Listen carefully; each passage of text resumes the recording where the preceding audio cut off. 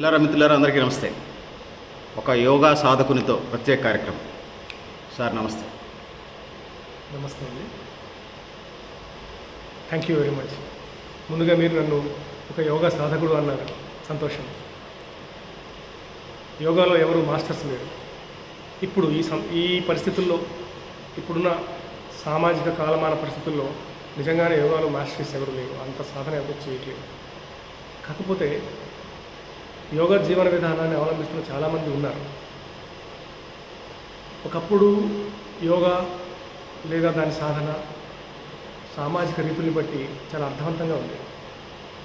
ఇప్పుడున్న రష్ లైఫ్లో యోగా అంటే ఆ ఆసనాలు చేయడం, లేదా ముక్కు మూసుకొని ఆ గాలి పీల్చడం, గాలి వదలడం, ఇలానే ఉండిపోతుంది. కానీ నిజానికి యోగం అంటే అది కాదు. అది ఒక అద్భుతమైన జీవన విధానం. అది మనుషుల్ని ఒక ఉన్నతమైన శ్రేణిగా ఎంతో ఎత్తుకు తీసుకెళ్లే ఒక అద్భుతమైన జీవన విధానం, సాధనా క్రమం. నేను గర్వంగా చెప్తున్నాను, అంత అద్భుతమైన జీవన విధానం, దానికి జన్మస్థలం మన భారతదేశమే. ఇప్పుడు కొన్ని మాటలు దాని గురించి మిత్రులు అడిగినందుకు కొన్ని మాటల మీద నేను పంచుకోవాలనుకుంటున్నాను. యోగా అంటే ఏంటి? యోగా అనే ఒక తెలుగు పదం, దాని మూలమైన సంస్కృత ధాతువు యుజ్ అనే ఒక సంస్కృత ధాతువు నుంచి వచ్చింది. యుజ్ అనే సంస్కృత ధాతువు యొక్క అర్థం కలిపి ఉంచడం, కలపడం, మునగడం, ఇలాంటి అనేక అర్థాలతో వస్తూ ఉంటాయి. సో ఈ అర్థాల్లో ఏది కలిపి ఉంచడం, ఏది కలవడం అని మాట్లాడితే అసలు మనిషి అంటే ఏంటి, మనిషి అంటే ఎవరు అని మనం తెలుసుకోదలిస్తే ఇప్పుడున్న ఆధునిక శాస్త్రజ్ఞులు సహా, పురాతన కాలంలో ఉన్న యోగులు సహా ఒకే విధమైన నిర్వచనాన్ని వాళ్ళు ఇచ్చారు. మనిషిలో ప్రధానంగా రెండు అంశాలు ఉన్నాయి. ఒకటి దేహం, రెండు తన అంతర్నిర్మాణం. ఈ అంతర్నిర్మాణంలో ఎన్ని భాగాలు ఉన్నాయని తర్వాత విపులంగా మాట్లాడదాం. దాన్ని ఇంగ్లీష్లో చెప్తే ఏమంటున్నారు అంటే బాడీ అండ్ సెల్ఫ్ అని చెప్తున్నారు సింపుల్గా. ఎస్, ఈ బాడీ అండ్ సెల్ఫ్ ఇది ఒక మనిషిలో ఇమిడి ఉన్నదైతే, ఈ సెల్ఫ్ అని మనం దేన్ని అంటున్నామో, ఈ లోపల ఒక మనిషిగా చెప్తున్న అంతర్నిర్మాణం అని, ఆ ఇంటర్నల్ స్ట్రక్చర్ అని ఏం చెప్తున్నామో దాన్ని అనేక పేర్లతో పిలుస్తున్నాం. యోగులు ఒక విధంగా ప్రాణము, ఆత్మ అని మాట్లాడుతున్నారు. ప్రాణాన్ని, ఆత్మని వాళ్ళు వేరుగా కొన్ని సందర్భాల్లో పేర్కొన్నప్పటికీ ఈ రెండు కలిసి ఉన్న ఒక భావన మనము సెల్ఫ్గా, ఈ ఇంటర్నల్ స్ట్రక్చర్గా, కన్స్ట్రక్షన్గా మనం చెప్పచ్చు.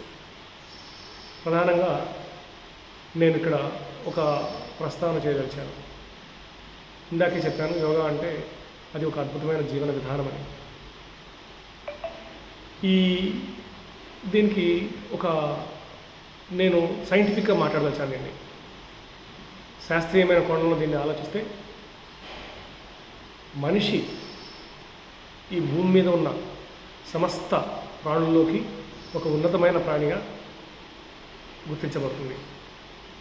ఈ ఉన్నతమైన ప్రాణి మనిషి ఎక్కడి నుంచి ఆవిర్భవించాడు, ఎక్కడి నుంచి బయటకు వచ్చాడు అని ఆలోచిస్తే, ఈ ప్రపంచాన్ని విస్తరించిన ఈ మానవ సమాజ సమూహాలన్నీ కూడా వాటి యొక్క ఆరిజిన్, మూలం సౌత్ ఆఫ్రికాలోనే ఉందని చెప్తున్నారు.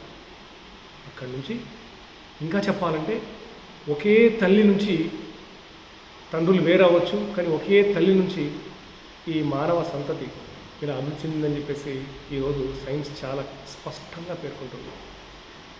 ఆ తరువాత అక్కడి నుంచి విస్తరణ ద్వారా అనేక ప్రాంతాలకు వ్యాపించి అది అనేక దేశాలుగా మారి కొన్ని లక్షల సంవత్సరాలకు ఈ విధమైన సామాజిక నిర్మాణం ఏర్పడింది. ఈ క్రమంలో ఎందుకు నేను ఇంత చెప్పదలిచాను అంటే, ఈ సృష్టిలో ఉన్న ప్రతి ప్రాణి అది వాటి దినచర్యలు మనం గమనించినట్లయితే ఆహారం కోసం అవి పోరాడుతూ ఆహారం దొరికిన తర్వాత అవి విశ్రాంతి తీసుకుంటూ ఉండిపోతాయి. అంతకంటే వాటికి ఇంకా వేరే ఏమి ఉండదు. పునరుత్పత్తి అనేది ప్రకృతిలో భాగం. ఎందుకంటే వాటిలో మనం గమనించేది ఏమి ఉండదు. తొలి దశలో మనిషి కూడా అంతే. ఆ దశ నుంచి కూడా జంతువులు విశ్రాంతి తీసుకున్న తర్వాత తిరిగి తమ శరీరాన్ని చైతన్యవంతం చేసుకోవడానికి అవి ఒళ్ళు విరుచుకోవడం లాంటిది కానీ కొన్ని భంగిమలు, ప్రతి జంతువు ఏదో ఒక భంగిమలోకి తన శరీరాన్ని చైతన్యపరచుకోవడానికి విశ్రాంతి నుంచి బయటకు వచ్చేటప్పుడు ఏదో ఒక భంగిమ చేస్తూ ఉంటుంది. ఆ కాళ్ళు ముందుకు చాపి వెనక్కి వంగడమా, లేకపోతే గట్టిగా నిటారుగా ఆ మూపురాన్ని పైకి లేపడమా, వెన్నుముకని పైకి లేపడమా, సంథింగ్ మనం చూడొచ్చు వీటిని. దీన్ని అదేవిధంగా మనిషి కూడా, మనం కూడా ఉదయాన్నే లేచినప్పుడు ఒళ్ళిరుచుకుంటూ ఉంటాం. అది సహజంగా ప్రకృతిలో భాగమే. అయితే దీంట్లో ఏమైంది? ఈ నేపథ్యంలో ఈ యోగా ఎలా ఆవిర్భవించింది లేదా పుట్టుకొచ్చింది అంటే నిజంగా మనిషి కూడా అంతే.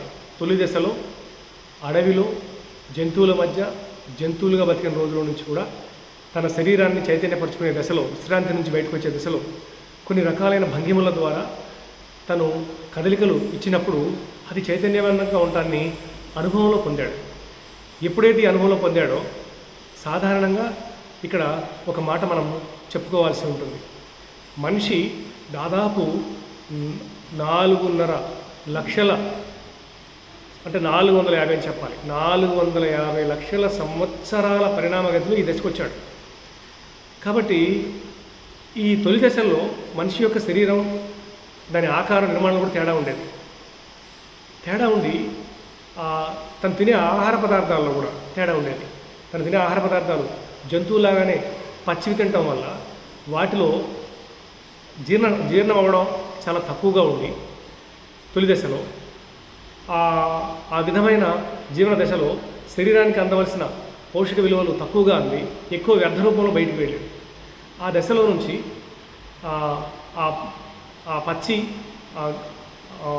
చెట్లకు సంబంధించిన, లేకపోతే ఇంకా జంతువుల మాంసానికి సంబంధించిన అవి చీల్చుకుని తినడం నుంచి తినడానికి అనువుగా తన దవడ పళ్ళు ముందుకొచ్చి, కొంచెం మూతి ముందుకొచ్చి, కోతులు ఇప్పుడు మనం చూడొచ్చు చింపాంజీలో, ఇంకా కొంచెం ముందుకొచ్చి పొడవాటి పళ్ళుతో ఉండేది. ఆ తిన్న ఆహారం నుంచి శరీరం యొక్క శక్తికి పోగా మెదడుకి ఎంత అందాలో అంత అందేది కాదు. కానీ ఈ పరిణామ దశలో అనుకోకుండా నిప్పు, అంటే కార్చిచ్చు కావచ్చు, మరే రూపంలో కావచ్చు, మంటలో నుంచి కాలిన పదార్థాలు తింటే మొదలుపెట్టిన తర్వాత అలా కాలిన ఉడికిన పదార్థాలు పచ్చి పదార్థాల కంటే 16 రెట్లు ఎక్కువగా జీర్ణం అవడం వల్ల పోషక విలువలు ఎక్కువగా అందడం నుంచి ఇక అతను తన మెదడుకు ఎక్కువ పోషక ఆహారం లభ్యమవడంతో మిగతా జంతువుల కంటే ఈ మనిషి యొక్క మెదడు అభివృద్ధి చెంది కొన్ని లక్షల సంవత్సరాల పరిణామగతిలో అది దాదాపు 2 రెట్లు 3 రెట్లు పెరుగుతూ వచ్చింది తొలి దశ కంటే. ఇలా పెరిగిన తర్వాత అనుకోకుండానే అతను చీల్చి తినాల్సిన అవసరం లేకుండా పోయింది. పళ్ళ కురిసైనే, మూతి వెనక్కి వెళ్ళింది. తర్వాత ఇప్పుడున్న ఆకారంలోనికి ఈ కొన్ని లక్షల సంవత్సరాల్లో రూపాంతరం చెందింది. ఎప్పుడైతే ఈ మెదడు అభివృద్ధి చెందిందో తన పరిసరాలని అధ్యయనం చేయడం మొదలుపెట్టాడు. తన పరిసరాల నుంచి తను సౌకర్యవంతంగా బతకడంలో కావలసిన అన్ని రకాల నికషల్ని లేదా అన్ని రకాల ప్రమాణాలని తీసుకున్నాడు. అదే దశలో తన చుట్టూ ఉన్న జంతుజాలాలు, అవి వేగం కదిలే జంతువులు కానివ్వండి, నిదానం కదిలే జంతువులు కానివ్వండి, నిబ్బరంగా ఉండే జంతువులు కానివ్వండి, అవి విశ్రాంతి నుంచి బయటికి రావడానికి ఎటువంటి భంగిమలు లేదా ఏ విధంగా తమ శరీరాన్ని మలుచుకుంటున్నాయి అనేది గమనించి ఆ విధంగా తను కూడా సాధన చేయడం మొదలుపెట్టాడు. అక్కడ నుంచి ఈ యోగా ఆవిర్భావం చెందింది. అందుకనే యోగాసనాలు, దీంట్లో ఈ యోగా అనే పదం చాలా పెద్దది. దీంట్లో పతంజలి మహర్షి నిజంగా ఆ మహానుభావుడిని ఇప్పుడు గుర్తు చేసుకోవాల్సిందే. ఎందుకంటే అప్పటిదాకా గురుముఖంగా సాధనాపరంగా గురువు నుంచి శిష్యునికి అందించబడ్డ ఈ అద్భుతమైన అపూర్వమైన విద్య ఆయన గారు అంతరించిపోద్దేమో అనే ఉద్దేశంతో ఆయన గ్రంథస్థం చేశారు. కాబట్టి యోగాలో తొలి గ్రంథం పతంజలి మహర్షి వారు లిఖితం చేసిన గ్రంథమే. వారు ఈ అప్పట్లో ఉన్న కాలమాన పరిస్థితుల్లో వాళ్ళ సాధనలో ఈ యోగా అనే ఒక అద్భుతమైన జీవన విధానాన్ని 8 భాగాలుగా విడగొట్టారు. ఈ 8 భాగాలుగా విడగొడితే ఈ 8 భాగాల్ని ప్రత్యేకంగా 3 విభాగాలుగా కిందకి తీసుకొస్తారు. దాంట్లో బహిరంగ సాధన, అంతరంగ సాధన, అంతరాత్మ సాధన అని 3 విభాగాలుగా ఈ 8 భాగాల్ని విడగొట్టారు. ఆ 8 భాగాలు బహిరంగ సాధన అంటే యమ, నియమ, ఆసన, ఈ 3ంటిని బహిరంగ సాధన అంటారు. యమ, నియమ, ఆసన. తర్వాత ప్రాణాయామ, ప్రత్యాహార, ఇది అంతరాత్మ సాధన. ధారణ, ధ్యాన, సమాధి, ఇది అంతరాత్మ సాధనే వస్తుంది. బహిరంగ సాధన, అంతరంగ సాధన, అంతరాత్మ సాధన, అట్లా ఈ 8 భాగాలుగా దీన్ని విడగొట్టి దీన్ని అష్టాంగ యోగా అంటారు.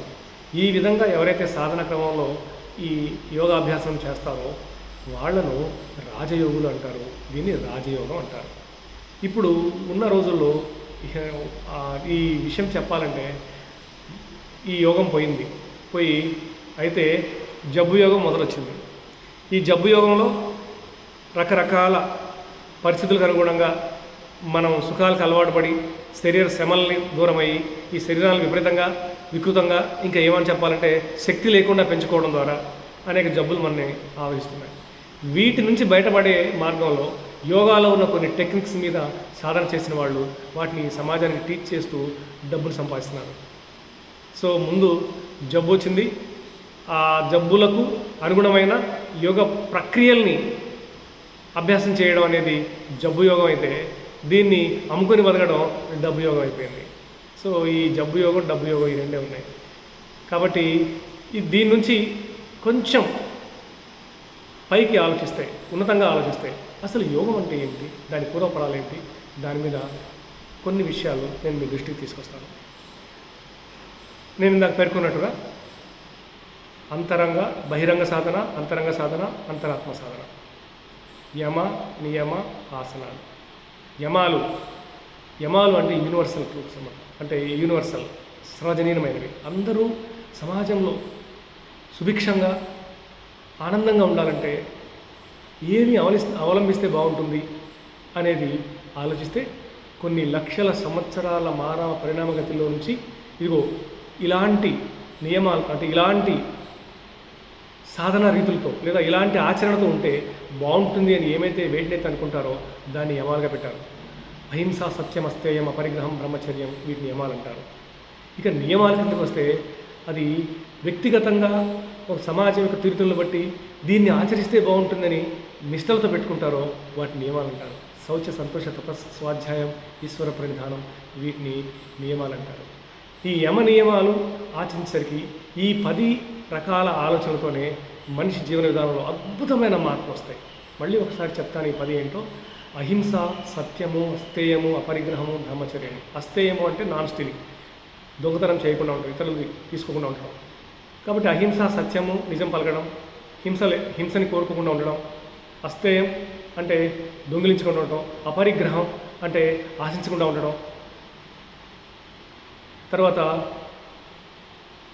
బ్రహ్మచర్యం అంటే, బ్రహ్మచర్యం అనే మాటకి ఒక లోతైన అర్థం ఉంది. అందరూ మాట్లాడుకునేటట్టుగా దీన్ని మాట్లాడకూడదు. దీన్ని నేను ఇంకొక మాట చెప్పాలి.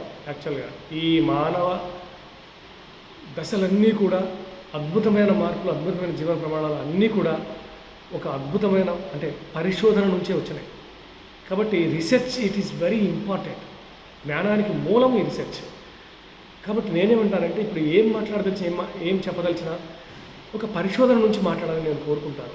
బ్రహ్మచర్యం అంటే కూడా చాలా లోతైన అర్థం ఉంది. బ్రహ్మచర్యం అంటే నిజంగా మన మైథాలజీలో నుంచి మనం మాట్లాడినా లేకపోతే అసలు ఆ భావజాలంలో నుంచి మాట్లాడితే సృష్టి ఎక్కడి నుంచి కదులుతుంది, సృష్టి, నాశనం, ఈ 2 పదాలు మనం వివరించుకోవాలి. సృష్టి అనేది అప్పటికి లేనిది కొత్తది ఉద్భవించడం. అది ప్రాణి అయినా కావచ్చు, ఇంకేదైనా కావచ్చు, ప్రకృతి అయినా కావచ్చు, ఇంకేదైనా కావచ్చు. నాశనం అంటే ఉన్నది విచ్ఛిన్నమైపోవడం. కాబట్టి ఈ కొత్తగా పుట్టుకు రావడం అనేది ఏదైతే ఉందో అది సృష్టి. ఒక వ్యక్తి యొక్క ఆలోచనలు దేన్నైనా సరే కొత్తగా పుట్టించేదిగా ఉండి తన ఆలోచన సరళి మొత్తం, తన జీవిత అనుచరణ మొత్తం ఆ మార్గంలో ఉంటూ వినాశనాన్ని కోరుకోకపోతే ఆ సాధనని, ఆ ఆ మనిషి యొక్క ఆలోచన స్థితి జీవన రీతిని బ్రహ్మచర్యం అంటారు. కాబట్టి ఈ బ్రహ్మచర్యం పాటించడం అంటే చాలా లోతైన అర్థం ఉంది. బ్రహ్మయందు చరించువాడు అంటే దేన్నైనా సరే ఒక నూతనమైనది, ఒక ఆవిర్భావానికి పునాదిగా ఉండే వినూత్నమైన స్థితిలో ఉండగలగడమే బ్రహ్మచర్యం. వినాశనానికి దారి తీయని ఆలోచనలు అంటే లేకుండా ఉండడమే బ్రహ్మచర్యం. కాబట్టి ఇవి యమాలుగా చెప్పబడతాయి. నియమాలకు వచ్చేసరికి శౌచ సంతోష తపస్సు స్వాధ్యాయం ఈశ్వర ప్రణిధానం అనే మాటలు శౌచము శుభ్రంగా పరిశుభ్రంగా ఉండడం, సంతోషము ఎప్పుడు సంతోషంగా ఉండడం, తపస్సు అంటే నిజానికి మనం త్రికరణాలు అంటారు, త్రికరణ శుద్ధి అంటారు, ఈ మాటలు వినే ఉంటారు. త్రికరణాలు అంటే మనము ఇది నిజానికి 3 అవయవాలు. అంటే చాలామంది ఏమంటారంటే మనసా వాచా కర్మణ అంటారు. నిజానికి లోతైన అర్థం అది కూడా కాదు, ఇంకా అంతకంటే పైన ఉంది. త్రికరణాలు అంటే మనం పని చేయడానికి వేటిని ఉపయోగిస్తాం? కర్మేంద్రియాలు. మన శరీరంలో 5 రకాల కర్మేంద్రియాలు ఉన్నాయి. సో అట్లానే ఈ 5 రకాల కర్మేంద్రియాలు పనిచేయడానికి 5 రకాల జ్ఞానేంద్రియాలు అవసరమవుతాయి. ఈ సృష్టిలో మన చుట్టూ ఉన్న ప్రకృతిని ఒక ప్రాణి తెలుసుకోవాలంటే ఆ శరీరంలో ఏ అవయవాలు పనిచేస్తాయో వాటిని జ్ఞానేంద్రియాలు అంటారు, సెన్స్ ఆర్గాన్స్ అంటారు. ఈ జ్ఞానేంద్రియాలు 5 మనకు తెలుసు. రస, రూప, శబ్ద, స్పర్శ, గంధాదులు అని చెప్పచ్చు. అంటే రస, రూప, శబ్ద, స్పర్శాదుల్లో అంటే రసం అంటే నాలుక ద్వారా రుచి కూడా చూడగలిగేది, రూపం అంటే చూడగలిగేది కళ్ళు, తర్వాత స్పర్శ అంటే చర్మం, తర్వాత గంధం అంటే ముక్కు ద్వారా పీల్చుకోవడం, తర్వాత చెవుల ద్వారా వినగలగడం, శబ్దం అంటే ఈ 5 అవయవాలు ఒక మనిషి పనిచేయకపోతే తన పరిసరాలు అర్థం కావు, ఏమీ అర్థం కాదు. వీటి ద్వారానే తన పరిసరాలు తెలుసుకోగలుగుతున్నాడు. కాబట్టి ఒక పని చేయాలంటే తన పరిసరాలు అర్థం కావాలి, తన పరిసరాలు అర్థం అవ్వాలి. తన పరిసరాలు అర్థం అవడం కోసం ఈ 5 పనిచేస్తాయి. ఈ 5 పనిచేసే అవయవాలు మనం చూస్తే మనం నోరు కావచ్చు, లేకపోతే కాళ్ళు చేతులు, సో విసర్జక అవయవాలు, ఇవి ఏమైతే ఉన్నాయి పనిచేసే అవయవాలు, వీటిని కర్మేంద్రియాలు వీటిని 5 అంటారు. ఈ కర్మేంద్రియాలు, ఈ జ్ఞానేంద్రియాలు, వీటితో పాటు మనస్సు, ఈ 3 కలిపితే త్రికరణాలు అంటారు. అంటే జ్ఞానేంద్రియాలు ఏకీభవించాలి, జ్ఞానేంద్రియాలు దేన్ని గమనించాయో, కర్మేంద్రియాలు ఏ పనికి సిద్ధంగా ఉన్నాయో, మనస్సు ఈ జ్ఞానేంద్రియాల నుంచి వచ్చిన ఒక అనుభూతి విశ్లేషణని తన కర్మేంద్రియాల ద్వారా పని చేసుకునేటట్టుగా, అది తప్ప ఇంకా వేరే ఏ ఆలోచన లేకుండా తను ఏం పని చేయాలో ఆ పనిలోనే నిమగ్నమై ముందుకు సాగిపోయే లేదా పని చేయగలిగే ఒక దశని త్రికరణ శుద్ధి అంటారు. జ్ఞానేంద్రియాల ద్వారా లభించిన జ్ఞానాన్ని మనస్సు విశ్లేషించి ఆ విశ్లేషణ ద్వారా మాత్రమే తన కర్మేంద్రియాల ద్వారా వినియోగించుకుంటూ కర్మేంద్రియాలను ఉపయోగిస్తూ పనిచేయడాన్ని త్రికరణ శుద్ధి అంటారు. కాబట్టి ఈ త్రికరణ శుద్ధి ద్వారా పని చేసుకుంటూ పోతే, ఈ త్రికరణ శుద్ధి ద్వారా ఎవరైతే సాధన చేస్తున్నారో వాళ్ళకు తొందరగా సిద్ధిస్తుంది. దీన్ని తపస్సు అంటారు. తపస్సు అంటే ఇంకా వేరే ఏం లేదు. కాబట్టి తర్వాత శౌచ సంతోష తపస్సు స్వాధ్యాయం అంటే తను ఏంటి, తను ఎక్కడున్నాడు, తను ఎక్కడికి వెళ్ళాలి, తనకి ఏం కావాలి అనే ఒక స్వాధ్యాయం, బయట నుంచి కాకుండా మనం ఏంటి అని ఆలోచించుకోవాలి. మనం ఒకసారి ఒక మనిషిని పరిశీలిస్తే, దేనైనా ఏ ప్రాణాన్ని పరిశీలిస్తే తన కళ్ళల్లో తన పరిసరాలు ఏం చూస్తారో అదే తనకు కనిపిస్తుంది. తనను తాను చూసుకోలేడు. కాబట్టి తన చుట్టూ ఉన్న ప్రపంచాన్ని తన కళ్ళు చూడగలవు కానీ తను చూసుకోలేదు. తన చుట్టూ ఉన్న ప్రపంచాన్ని చూడటంతో పాటుగా అసలు ముందు తనలో ఏమున్నాయని చూసుకోగలిగే ఒక అంతఃదర్శనాన్ని ఏదైతే ఉందో ఆ అంతఃదర్శనాన్ని చాలా స్పష్టంగా ఇక్కడ మనము స్వ అధ్యాయం అని చెప్తాం. తర్వాత ఈశ్వర ప్రణిధానం అంటే ఈ సృష్టి, భౌతిక శాస్త్రంలో అదే మాట్లాడుతుంది. ఈ సృష్టిలో ఏముంది అని మాట్లాడితే పదార్థము శూన్యం తప్పేం లేదు. చాలామంది అంటారు పంచభూతాలు అంటారు. పంచభూతాలు అంటే ఏంటి? గాలి, నీరు, నిప్పు, దాంతోపాటు వాయువు, ఆకాశం అంటారు. ఇవి మాట్లాడితే గాలి పదార్థమే, నీరు పదార్థమే, వాయువు అంటే గాలి, భూమి పదార్థమే, ఇవన్నీ పదార్థాలే. ఆకాశం అంటే శూన్యం, నిప్పు పదార్థమే, కాదంటానికి ఏం లేదు. ఆకాశం అంటే శూన్యం. అంటే ఈ పంచభూతాల్లో మనం విశ్లేషించుకుంటూ పోతే ఈ సృష్టిలో 2 ఉన్నాయి. ఒకటి పదార్థము, 2 శూన్యం. నిజంగా చెప్పాలంటే ఇప్పుడున్న ఆధునికమైన శాస్త్ర పరిజ్ఞానంలో మనం చూస్తూ ఉంటాం. శూన్యంగా ఉన్న ఆకాశంలో చూస్తే అక్కడెక్కడ దూరంగా అక్కడక్కడ నక్షత్రాలు మినుకుంటూ కనపడుతూ ఉంటాయి రాత్రి వేళల్లో. ఈ నక్షత్రాలు ఇదానికంటే మండుతున్న అగ్నిగోళాలు భూమి కంటే చాలా పెద్దవి, సూర్యుని కంటే చాలా పెద్దవి, కాబట్టి దూరంగా ఉండడం వల్ల కనపడుతున్నాయి.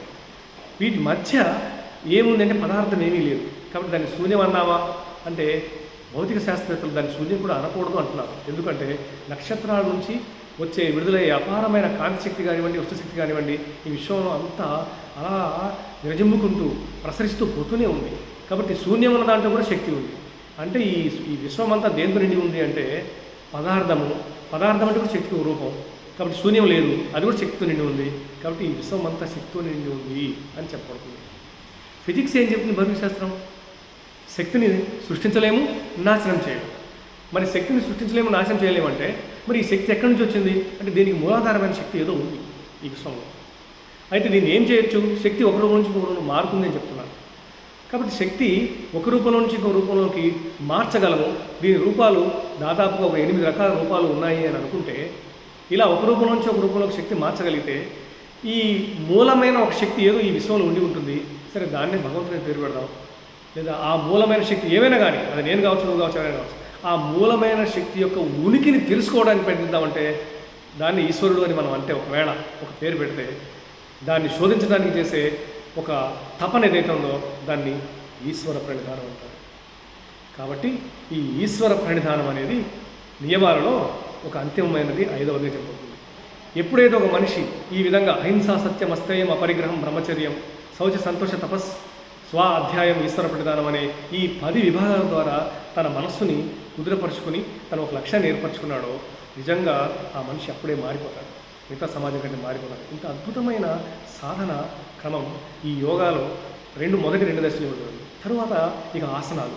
ఈ ఆసనాలు అనేవి శరీరం యొక్క ఆరోగ్యాన్ని, తరువాత జీవన క్రియల్ని సమతుల్యపరిచే విధంగా అనేక భంగిమలు. నేను ఇందాకే చెప్పాను, జంతువులన్నీ కూడా విశ్రాంతి నుంచి బయటకు వచ్చేటప్పుడు ఒక్కొక్కలాగా వాటి మూమెంట్స్ అంటే వాటి కదలికలను ఇస్తుంది.